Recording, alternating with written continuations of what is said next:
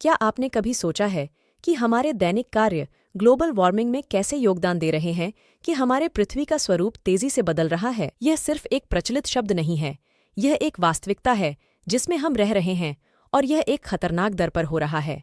Global warming मुख्य रूप से ग्रीनहाउस गैसों में वृद्धि के कारण होती है। कार्बन डाइऑक्साइड, मीथेन और नाइट्रस ऑक्साइड जैसी ये गैसें सूर्य से गर्मी को ट्रैप करती है और उनको वापस अंतरिक्ष में जाने से रोकती है। इसे ग्रीन हाउस प्रभाव के रूप में जाना जाता है। कोयला, तेल और गैस, बिजली, गर्मी और परिवहन जैसे जीवाश्म ईंधन का जलना वैश्विक ग्रीन हाउस गैस उत्सर्जन का सबसे बड़ा स्रोत है।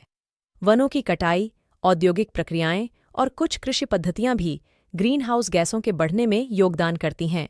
अब बात करते हैं ग्लोबल वार्मिंग के कारण औसत तापमान में होने वाले प्रभावों के बारे में, जिन्हें हम अक्सर जलवायु परिवर्तन के रूप में संदर्भित करते हैं।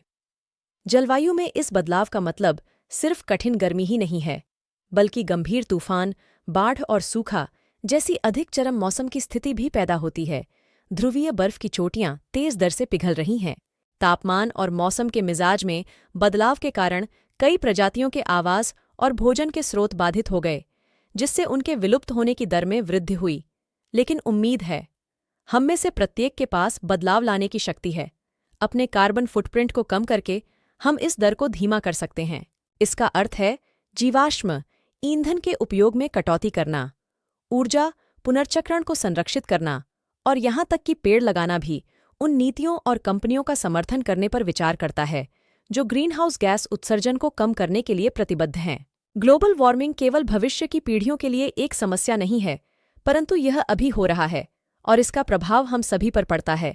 लेकिन साथ मिलकर हम इससे लड़ सकते हैं और सोच सकते हैं कि कल के लिए हमारे पृथ्वी को बचाने में मदद करने के लिए आप आज क्या कर सकते हैं। और याद रखें कि भविष्य हमारे हाथों में है। कृपया पेड़ों को बचाएं,